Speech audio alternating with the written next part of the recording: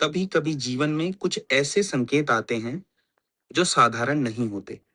और मेरे प्रिय मित्रों, आज जो मैं कहने जा रहा हूं वो मेरे शब्द नहीं है।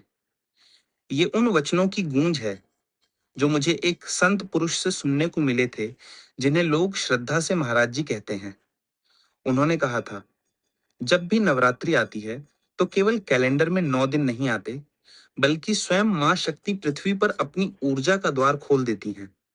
लेकिन दुख की बात यह है कि अधिकतर लोग इन दिनों को सिर्फ व्रत रखने, पूजा करने या नए कपड़े पहनने तक ही सीमित कर देते हैं और असली अवसर को अनदेखा कर देते हैं। महाराज जी कहते थे कि इस नवरात्रि में एक काम ऐसा है जिसे कभी नजरअंदाज मत करना, अपने मन की सफाई। क्योंकि मंदिर में दिया जलाने से पहले अगर भीतर का अंधकार नहीं मिटाया तो रोशनी अधूरी रह जाती है।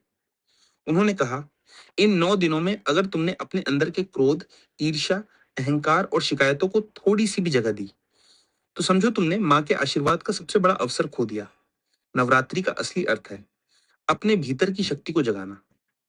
हर सुबह उठकर माता का नाम लो, किसी भूखे को भोजन दो, किसी दुखी को सांत्वना दो, और सबसे जरूरी, अपने कर्मों को पवित्र रखो। क्योंकि माँ दुर्गा केवल उन लोगों के जीवन में चमत्कार करती हैं जिनका मन सच्चा और भाव निर्मल होता है।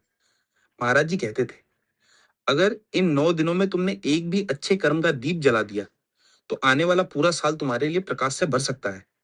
इसलिए मेरे मित्रों, इस नवरात्रि को सिर्फ एक त्योहार की तरह मत बिताना, इसे अपने जीवन को बदलने का अवसर बनाना। क्योंकि कौन जानता है, इन 9 दिनों में माँ तुम्हारे भाग्य का नया अध्याय लिख दे। और अगर आप भी चाहते हैं कि ऐसे ही महाराज जी के गहरे और जीवन बदल देने वाले संदेश आप तक पहुंचते रहें, तो अभी इस चैनल को सब्सक्राइब जरूर करें और जुड़े रहें उस ज्ञान से जो जीवन को नई दिशा देता है।